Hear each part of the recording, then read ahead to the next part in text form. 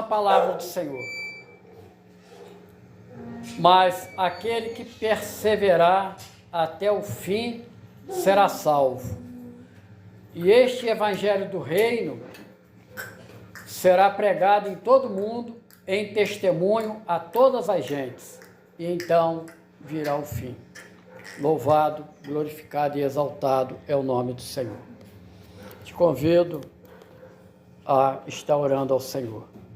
Quando nós dizemos, nosso Deus maravilhoso e eterno Pai, num dia em que todo mundo comemora a Páscoa, nós reconhecemos que para nós é o nascimento ou ressuscitação do Senhor Jesus, ali naquele grande dia para nós, servos, mostrando que a razão da nossa fé apoia num Deus vivo que reina e está no nosso meio. Assim, Senhor, ministra em nosso favor, em favor do teu povo, aqueles que hão de ouvir ali no YouTube e que certamente serão muito abençoados. Assim, glorifica o teu nome. Nos abençoa em nome do Senhor Jesus. Amém e amém. Graças a Deus.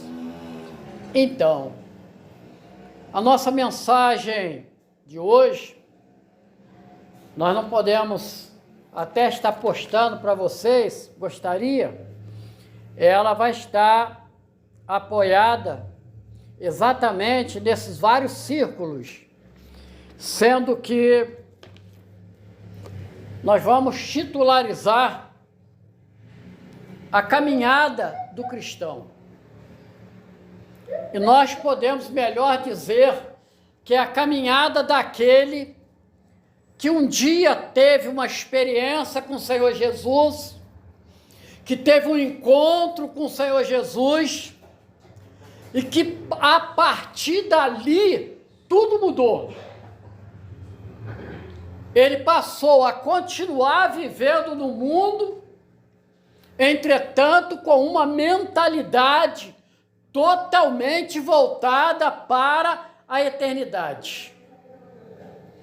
E aí ele encontra esse mesmo Jesus, quando lá em João, capítulo 14, versículo 6, ele diz assim: eu sou o caminho, a verdade e a vida. Ninguém vem ao Pai senão por mim. Que coisa maravilhosa.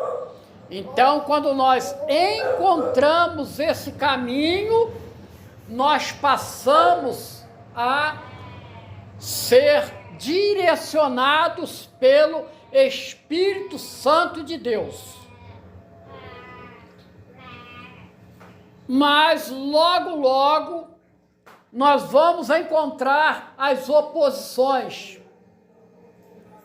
Não é, irmã Dolores? As oposições vêm muito rápido. Alguém dizendo, mas você vai ser crente? Então, a partir de agora, muitos dos seus amigos vão se afastar. Você vai ser crente? Né, irmã Nilza? Crente é estranho. Tem uma vida diferente, vai passar, não é, a nos abandonar, mas é o contrário. Quando nós nos encontramos com Jesus, nós passamos a amar toda a humanidade, que é assim que a palavra nos mostra e nos ensina. Então, vejam bem, o primeiro ponto que nós gostaríamos de ressaltar aqui foi a leitura que nós fizemos. Perseverança. Mas como, pastor Carlos, eu posso ser perseverante? Quando eu coloco na minha vida um foco. Eu aprendi que a cada dia eu me aproximo da casa do Pai, porque nós não somos deste mundo. Nós vamos viver algumas décadas aqui, mas todos nós um dia iremos partir. E o que é essa partida? Ela, no mundo, se nomeou o fenômeno da morte. Entretanto, a morte para nós, à luz da palavra, ela é a passagem para a verdadeira vida que nós teremos por toda a eternidade. Aqui nós estamos por breves momentos, mas a verdadeira vida é a vida eterna. E esta é alcançada quando Jesus, naquele dia em que nós já colocamos no grupo da ICPS no dia de hoje, quando as servas vão ali no túmulo de Jesus e elas não encontram o corpo, o homem tem uma tendência de ir sempre ao encontro da morte. Só que Jesus não estava ali. E a pergunta do anjo é: por que procurais o vivente entre os mortos? Então a nossa procura a cada dia é Jesus, aquele que vive e que viverá por todo sempre. E é esta vida que tem nele que nós, um dia nós ganhamos. Meus amados, mas não é fácil. Quando o Senhor Jesus disse assim: mas aquele que perseverar até o fim. Então, é porque se nós aceitarmos o Senhor Jesus imediatamente nós fôssemos para a eternidade, o problema estava resolvido. Mas não é assim que acontece. Haverá uma longa noite de lutas, haverá uma longa noite de dificuldade, aonde eu vou vencer o meu aspecto carnal, porque tudo aquilo que está no mundo me atrai, porque eu sou carne. E a palavra de Deus diz que haverá a luta do espírito contra a carne. O espírito busca as coisas de Deus e a carne busca as coisas do homem. Interessante que nós vamos empreender essa caminhada. E nós até anotamos aqui, mas a palavra eu não anotei, deveria ter anotado, né? Onde está, Emanuel? A palavra diz assim: não vos amoldeis com este mundo, não tome a forma do mundo, não é? É quando Paulo ele vai escrever esta carta aos Romanos, no capítulo 12. Amém? Coloca lá. E não vos conformeis, ou seja, não tome a forma deste mundo, mas transformai-vos. O que é? Esse transformai aí, no grego, significa metanoia. Então é mudança de mentalidade. Muda a sua mentalidade. Porque quando nós mudamos a nossa mentalidade de mundo, então nós, pela renovação do entendimento, nós passamos a experimentar a boa, agradável e perfeita vontade de Deus. É que um dia Ele quer nos resgatar deste mundo mau. Amém? Posso ouvir um glória a Deus? Glória a Deus. Glória a Deus. Pois bem, então, meus amados, nós dizíamos que nessa caminhada nós vamos enfrentar algumas coisas. E veja bem, a primeira coisa que nós vamos enfrentar quando nós estamos em Jesus, nós vamos encontrar dois tipos de coisas que nos deixam atribulados. A primeira é a tentação. E a segunda é a provação. Ué, pastor, é a mesma coisa? Não. Não é a mesma coisa. Por quê que não é a mesma coisa? Porque a tentação, ela tem um objetivo de derrubar o homem, tirar ele do caminho da salvação, colocar nele a tendência da carne. Já a provação, ela se traduz em colocar à prova a nossa fé. E o que é a fé? Essa fé não é a mesma coisa que o mundo define. A fé do mundo, ela é definida pela probabilidade. Então, veja bem, a tentação, ela te leva para baixo, e a provação te leva para cima. Quanto mais provado o homem, mais fortalecido ele fica. Isso é Deus provando a nossa fé. Então, Emanuel, por que nós podemos dizer o que é a fé? Hebreus 11:1. Ora, a fé é o firme fundamento das coisas que se esperam e prova das coisas que não se veem. Eu não consigo enxergar a salvação, mas eu sei que ela vai se cumprir na minha vida. Eu não consigo ver o céu, mas eu sei que um dia eu estarei lá, porque assim o Senhor me mostrou. Olha só, isso é fé. Ela não é uma possibilidade, mas ela é uma realidade. Perceberam? Então vejam bem, nós vamos verificar o seguinte: o pecado, ele não vem na nossa vida de uma forma feia, não. Não. Às vezes as pessoas colocam o inimigo, o diabo, cheio de chifre. Aí ninguém vai querer. Mas é através de um jovem bonito, de uma moça bonita, para destruir um casamento, para destruir uma vida de uma pessoa que pelo menos solteira estava melhor do que casada. É dessa forma. É através de coisas bonitas. E aí nós vamos aprender na palavra. O que diz lá em Tiago, capítulo 1, versículo 13 e 14. Vamos ver. Ninguém sendo tentado, diga, de Deus sou tentado. Porque Deus não pode ser tentado pelo mal e a ninguém tenta. A ninguém. Mas olha só, vamos ver o 14? Vamos ver o 14.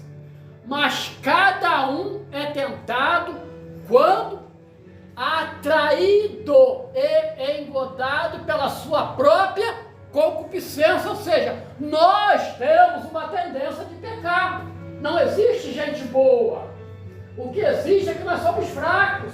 Nós temos uma tendência para o pecado, porque nós nascemos no pecado. Ele é o nosso íntimo amigo desde quando nós nascemos. 15. Pela sua própria concupiscência. Depois, havendo a concupiscência, ou seja, o pecado, ele é concebido, ele é gerado no homem, ele dá à luz o pecado. Nasce o pecado. E sendo consumado, o pecado consumando, ele gera a morte. Está na palavra de Deus. Simples isso. Então nós temos que fugir. O pecado, ele é o inimigo mortal. Ele nos levará um dia para o inferno. É real. Então, nós temos que afastá-lo. É a nossa caminhada. Mas interessante, meus amados. E a prova? Manuel, coloca aí em 1 Pedro 1,7 para a gente ver que coisa maravilhosa. Olha só como é que até a voz do pastor melhora, né? Quando ele está falando de prova, né? Porque todos nós, prova dói, mas é uma bênção. Para que a prova da vossa fé, muito mais preciosa do que o ouro que perece, e é provado pelo fogo, se acha em louvor e honra e glória na revelação de Jesus Cristo. Então, o que eu, como pastor, eu tenho a obrigação de falar para vós, ovelhas? Você precisa discernir. Nós precisamos ter uma visão espiritual. Nós precisamos entender se aquilo que está nos trazendo tormento, preocupação, se é para edificar a nossa vida ou se é para nos fazer perder. Então, vamos continuar a nossa caminhada, tá? Então, veja bem, o teste da fé, 1 Pedro 1,7, né? Nós já lemos aqui tudo direitinho, nós vamos prosseguir. Então, vejam bem, depois nós vamos caminhar para o combate. Viver é combater contra o pecado. Viver é estar a cada dia se resguardando das coisas que nos atraem. Então, Romanos, capítulo 5, versículo 3 a 5, se eu não estou enganado, vamos ver, Romanos. E não somente isto, mas também nos gloriamos nas tribulações.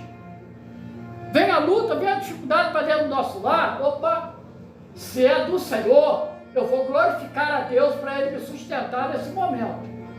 Como acontece isso? Prático. Chega lá o esposo ou a esposa, olha, aconteceu um problema sério. O patrão me mandou embora. Desemprego é terrível, não é? Para nós que precisamos trabalhar, é complicado. É uma tribulação. Então, veja bem. Só que nessa tribulação, no Senhor, ela vai produzir paciência. Porque Deus é aquele que vai suprir as nossas necessidades. Se eu entendo isso, eu vou ver que brevemente Ele vai abrir uma porta para mim e muito melhor do que aquela que eu tinha. Mas aquela que foi fechada para mim, eu deixei ali, a bênção que estava na minha vida ali foi embora comigo. 4. Romanos 5, 4. E a paciência, a experiência. Eu já passei por essa luta, por essa dificuldade, mas o Senhor me sustentou. E a experiência, a esperança. Nossa esperança é viva. Está tudo ruim hoje, mas o nosso foco é olhar à frente. Por quê? Porque o Senhor Jesus disse que para cada dia o seu próprio mal. Hoje foi difícil, mas eu vou dizer assim, amanhã eu estou ferrado, né? Amanhã vai ser pior, amanhã não chegou ainda, não é? E se um anjo bate na sua porta e diz assim, aqui ó, acabaram os seus problemas, daí a sua solução, você não teria se preocupado indevidamente e à toa? Que a nossa fé é que Deus nos fará prosperar. É dessa forma, né? E a esperança, ela não traz confusão. Por quê? Porque nós sabemos em quem nós esperamos. O Senhor Jesus, Ele disse assim, no mundo tereis, em João 16, 33, no mundo tereis aflições, tá? Mas eu venci o mundo. Ele venceu o mundo para quem? Para nós. Para cada um de nós.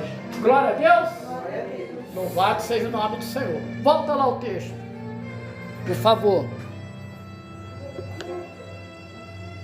E a esperança não traz confusão, porquanto o amor de Deus está derramado em nosso coração pelo Espírito Santo que nos foi dado.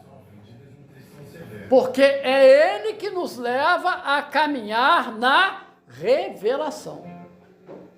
Tá? Nós somos dependentes do Espírito Santo. Pois bem, ao ponto que rapidamente, havia um homem religioso, muito religioso. E ele era tão religioso que quando começou a implantação da Igreja Apostólica, nós vamos verificar isso em Atos dos Apóstolos. Esse homem, ele perseguia a igreja, prendia os cristãos, Mas um belo dia, ele vai com cartas para prender cristãos ali na cidade de Damasco. Está em Atos, capítulo 9. Tá? E ele vai ter um encontro que vai fazer toda a diferença. Atos 9. Atos 9, 1. Coloca 1. E Saulo, respirando ainda ameaça e morte contra os discípulos do Senhor, dirigiu-se ao sumo sacerdote. 2, bem rápido. 2. E cartas para Damasco, para a sinagoga, a fim de que se encontrasse alguns daquela seita ali, direi-se, cristãos, quer homem, quer as mulheres, conduzisse presos a Jerusalém. 9:9, no ápice da questão, 9:9. E Saulo, ele vai ter um encontro ali com Jesus. Por volta de meio-dia, uma luz muito forte o cerca e ele cai, e ali ele ouve uma voz. E a voz era de Jesus, que perguntou para ele: Saulo, Saulo, por que me persegues? Imediatamente ele entendeu que aquela voz era sobrenatural. Você já ouviu uma coisa? Quando você ouve a voz do Espírito Santo, você nota que é diferente. E aí ele imediatamente disse assim: o que queres que faça? Na mesma hora, ele ficou 3 dias sem ver, não comeu nem bebeu. Quando ele chega ali em Damasco, ele vai ser orado por um servo de Deus, do olho dele caiu como que umas escamas. O homem no pecado, o homem no erro, ele é cego. Ele vê as coisas do mundo, mas ele não vê as coisas de Deus. Por isso que ele combate. Quando você vai falar de Jesus para alguém que está completamente perdido, ele não consegue ter luz, ele não consegue ver. E se ele não consegue ter luz, ele não tem vida. Então ele está caminhando para a morte. Amém? Pois bem, esse mesmo homem, ele vai escrever e fundar uma série de igrejas. Quando nós lemos ali inicialmente, Saulo, ele proferindo uma série de ameaças, esse mesmo Saulo era conhecido como Paulo. E Paulo, ele vai escrever e fundar uma série de igrejas. Meus amados, minhas amadas, vejam bem, esse mesmo Paulo, ele vai ter um ministério, um chamado de Jesus, e ele vai dizer assim: olha, não tem me faltado nada. Já ouviram uma coisa? Não tem me faltado nada. Então a primeira coisa que a gente pensa é o seguinte: é um homem rico. E aí eu ligo essa palavra ao Salmo 23. O Senhor é o meu pastor, e nada me faltará. Ninguém lê que esse pastor tem a vara. Ninguém lê que esse pastor tem um cajado. Sabe por quê? Que a vara é para nos corrigir, e o cajado é para nos dar direção. Mas se eu quero tocar minha vida do jeito que eu quero, para que eu quero direção? Dura essa palavra, não é? Então vejam bem, esse mesmo Saulo, ele vai expressar, eu estou terminando a mensagem, você que certamente estará ouvindo no YouTube, glorifica a Deus, porque um dia, como a igreja do Senhor, você vai poder expressar como Paulo expressou. E essa expressão está escrita em 2 Timóteo, no capítulo 4, vamos ao versículo 6, inicialmente. É possível, Manuel? Porque eu já estou sendo oferecido por aspersão de sacrifício, e o tempo da minha partida está próximo. Ele sabia que estava próximo o momento dele ser sacrificado ali pelo Império Romano. E aí ele vai dizer essa palavra maravilhosa que eu espero que um dia nós também possamos falar. No 7, no 4:7. Combati o bom combate. Ora, combate nunca é bom. Mas sabe por que ele falou que ele combateu o bom combate? Porque com Jesus à frente, a vitória sempre será certa. Por isso que ele diz, combati o bom combate. Acabei a carreira. Ele ali já era um homem entregue à vontade de Deus. Ele sabia que ele iria ser sacrificado ali pelo imperador, né? Então, veja bem. Mas eu guardei a fé. Nós não falamos que a fé é o fio do fundamento? Nós não lemos também que a fé é aquela que possibilita que a gente não vê, mas a gente sabe que irá se cumprir. Então ele sabia que ele estaria indo ao encontro do seu Salvador. Ele estaria indo ao encontro de Jesus. Então, eu gostaria, nesta hora, ao encerrar, mostrando a caminhada do cristão, concluir num apelo para cada um de vocês que me ouve, seja ao vivo aqui na igreja, seja no YouTube, dizendo que combata o bom combate. E o bom combate é ter Jesus à frente. O bom combate é ouvir a voz do Espírito Santo. Guarda a fé. E o que é essa fé? O que é essa fé? Para nós encerrarmos, porque há uma confusão muito grande de que fé, todos falam de fé. Então, nós vamos aqui encerrar com a palavra que, para nosso entendimento, em Hebreus, capítulo 12, versículo 2, guarda essa palavra que nós vamos estar falando, olhando para Jesus, porque Ele é o autor e consumador da fé, o qual, pelo gozo que lhe estava proposto, suportou a cruz, desprezando a afronta, e assentou-se à destra do trono de Deus. Quando Jesus ele vai à cruz do Calvário, hoje todos nós estamos comemorando a Páscoa, mas nós precisamos ter uma ideia de que tudo isso que nós estamos sentindo no dia de hoje foi porque Jesus suportou por nós a cruz. Então o cristão, o verdadeiro seguidor de Jesus é aquele que o tempo todo ele está olhando para a cruz.